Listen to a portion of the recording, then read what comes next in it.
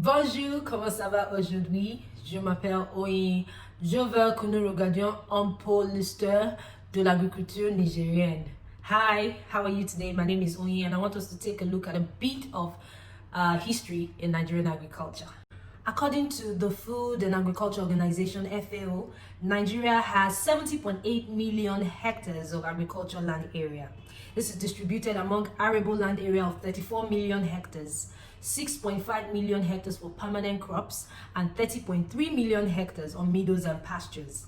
Maize, cassava, guinea corn, and yam are the major crops among households in Nigeria, and 70% of households practice crop farming.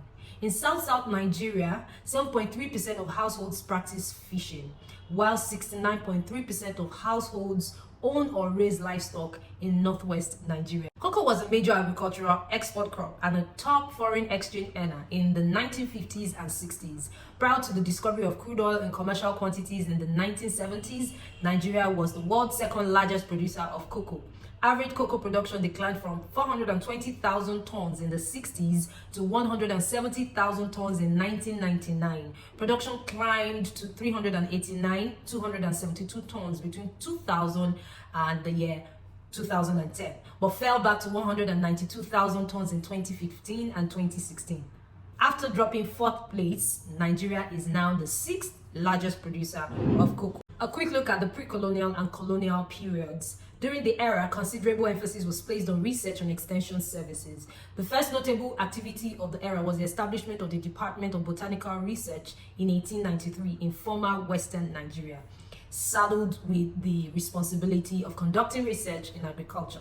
In 1905, the British Cotton Growers Association acquired 10.35 square kilometers of land at the site now called Moore Plantation, Ibadan, for growing cotton to feed the British textile mills.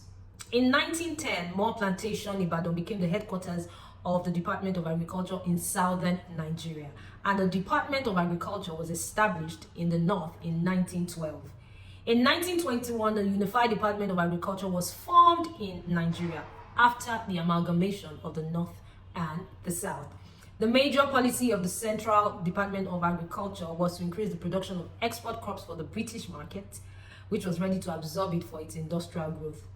The colonial period also witnessed the establishment of the Niger Agricultural Project in 1949, with the aims of producing groundnut for export and guinea corn for local consumption. It was also meant to relieve world food shortage, demonstrate better farming techniques, and increase the productivity of Nigeria's agriculture. The project was sited near Mokwa, Niger State, at an area which was suitable for mechanized food crop production. Post-colonial era. New policies were formulated in the post-independence era to actualize more equitable growth in agriculture. The earlier surplus extraction policies were quickly translated into the pursuit of export-led growth. This led to the demarcation of the country into the western region cocoa, northern region groundnut, and eastern region oil palm.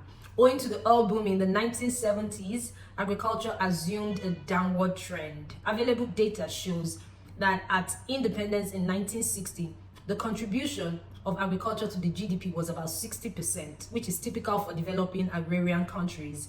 However, this share declined over time to only about 25% between 1975 and 1979. Between 1970 and 1982, agricultural production stagnated at less than 1% annual growth, at a time when population growth was between 2.5 to 3.0% per annum. There was a sharp decline in export crop production, while food production increased only marginally. Thus, domestic food supply had to be augmented through large imports, and this is where it all began. The food import bill rose from a mere 112.88 million naira annually during 1970 to 1974 to 1,964 million in 1991. In an attempt to address the dwindling resources accrued from agriculture, the successive government implemented certain programs aimed at increasing food production and reviving agriculture. Some of these programs were National Accelerated Food Production Program, the NAFPP, which was an agriculture extension program initiated in 1972 by the Federal Department of Agriculture during General Yakubu Gowon's regime. We also had the Operation Feed the Nation OFM. This program evolved on 21st May 1976 under the military regime of General Olusegun Obasanjo. Also, one of them was the National Special Program on Food Security, NSPFS. This program was launched in January 2002 in all 36 states of the Federation during Olusegun Obasanjo's regime. Now, let's bring it back to what we have today. In 2011, the government of Nigeria launched the Agricultural Transformation Agenda with the aim of changing the perception about agriculture as a development issue to a business. The vision in the transformation strategy is to achieve a hunger-free Nigeria through an agricultural sector that drives income growth, accelerates the achievement of food and nutritional security, generates employment, and transforms Nigeria into a leading player in global food markets to grow wealth for millions of farmers.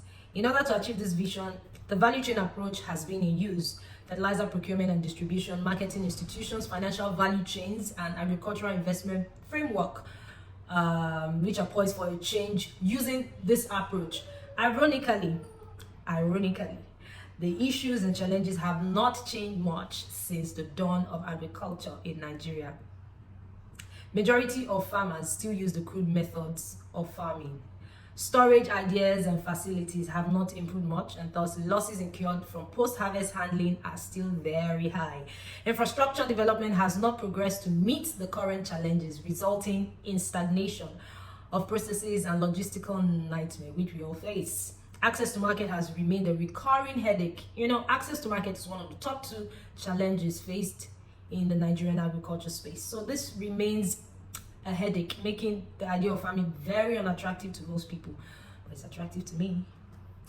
Beyond all of this, the fact remains that Nigeria's agriculture sector has enormous potential, and this is not wishful thinking, and this is not inspirational talk. Neither is it geared towards something that is far-fetched, but it is actually true. We have the land, we have the climate, we have the people, and we have the versatility of the young generation who is now going into the agriculture space.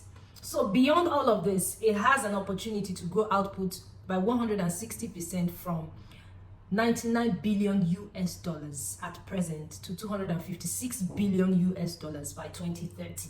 And that's in the next 9 years. Worthy of note, as I mentioned earlier, is also the young people in the agriculture space at the moment who are coming up with innovations to facilitate access to finance, access to markets, and access to capacity development, because the capacity of those in the space needs to match the kind of investment or funding that comes into the sector.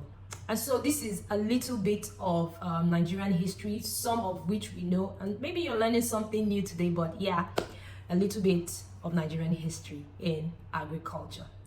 Thank you. Bye. Au revoir.